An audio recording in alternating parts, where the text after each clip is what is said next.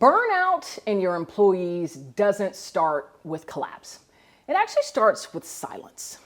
These little subtle shifts, right? The energy starts to get depleted.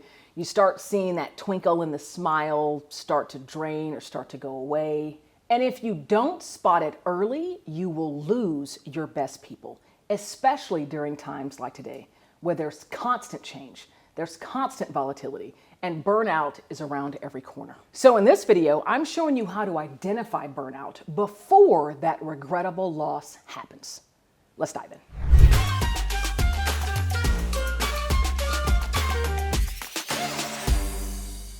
So the reality is burnout isn't loud, okay? It's something that is more quiet, it's something that's more subtle. And typically you can start seeing it when there's disengagement in meetings, when you're asking individuals how they're doing. You can tell that something might be a bit off and all you hear is, "I'm fine, it's just fine." Or ultimately if there's silence. And I will tell you, the ones at greatest risk of burnout are your high performers. They're the ones that you don't typically think about and feel like you don't need to think about because they're always showing up.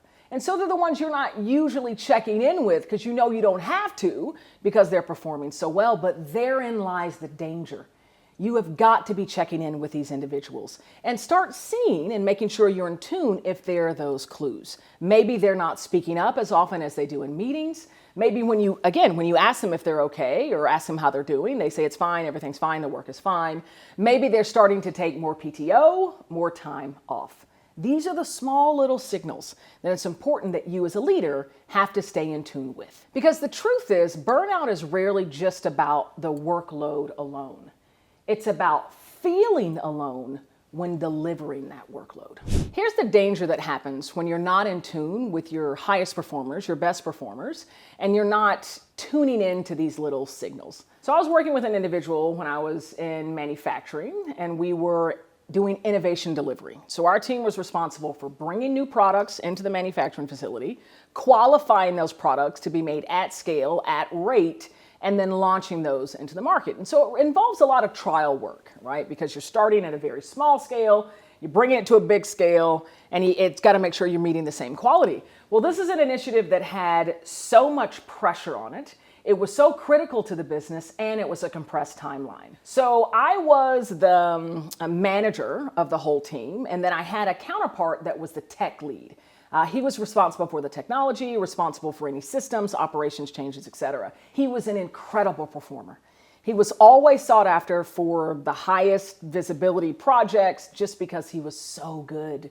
And I loved working with him. And I remember, because I had my own team that I had to manage, I didn't have much time with him except just during team meetings. And I remember one day we were running a trial and I could tell that he was just a lot more irritable than normal. And something happened where one of the technicians was pushing back on a request that he had, and his whole face turned red, and he went and sat down at a chair with his hands crossed and just put his head down like this. I'd never seen him do anything like this. And his whole face was beet red, and it was like he was knuckled up and going like this. And so this gave me great concern because I'd never seen him like this before. And so I gave him a beat, gave him some time. Clearly he was very, very frustrated. And then I saw him later on approach that technician. They were having a conversation, then he was going to get him back into the trial. And then later on, I pulled him aside and said, I noticed that you got pretty irritated. How are you doing? How is everything? And he got really honest with me and said, "Cassandra, this initiative is really taking a lot on me. All of these trials, I've been working, I feel like 10, 12 hours a day. It's just a lot." And he apologized to me and said I was just kind of at the end of my rope there, and I just kind of lost it. He was like, "I apologize, it won't happen again." And of course, I gave him incredible grace. I understand. I am shocked you haven't broken down before now because you're exceptional. But that's what happened. He was this incredible high performer, and all of the stress, all of the strain, all of the signals just resulted in this incredible event where he just showed his burnout. And I actually advocated for him to take some time off and let me take on some of the work so that you can have a breather. This is what we have to do with all performers, not just our high performers, staying in tune with those signals, because I'll tell you, the signals, that's the smoke. You don't want them to hit the burnout, which then becomes the fire. because that can take hold of the whole organization. So I want to leave you with 3 things that you can do from wherever you sit in your organization to make sure you're in tune with the signals. So ways that you can assess if there's smoke before the fire actually happens. The first is to ask better questions. Not just how are you doing or how are you feeling, what's feeling heavy for you right now? Another question that I love is what's draining you the most? This actually allows that individual to get into that place where there might be some of those more difficult emotions, and it doesn't allow them to just answer with I'm fine or everything's good. So ask those better questions. The second tip is to make it safe to name emotions, and all emotions, right? That's the fear, that's the frustration, that's the anger. There's something that I've adopted from Brene Brown, which is the 2-word check-in.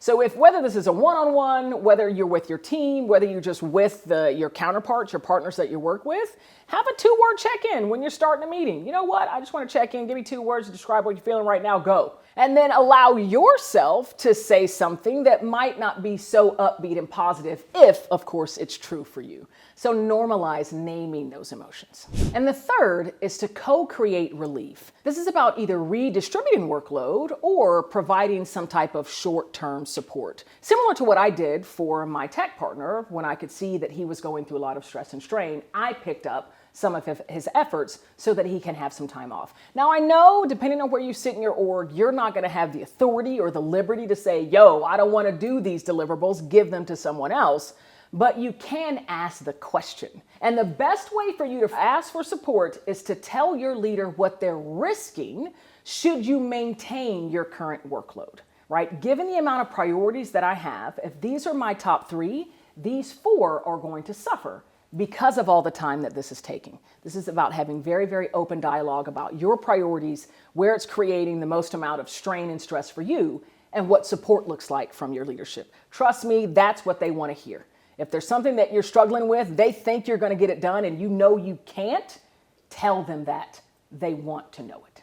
Before you go, I've got something completely for free. It is a free chapter of my best-selling book, Change Enthusiasm: How to Harness the Power of Emotion for Leadership and Success. This chapter is going to kind of introduce the mindset to you and start giving you some tips and tactics on how you can bring it to life in your day-to-day. I'm Cassandra Worthy, and before we meet again, you keep learning, keep feeling, and keep growing.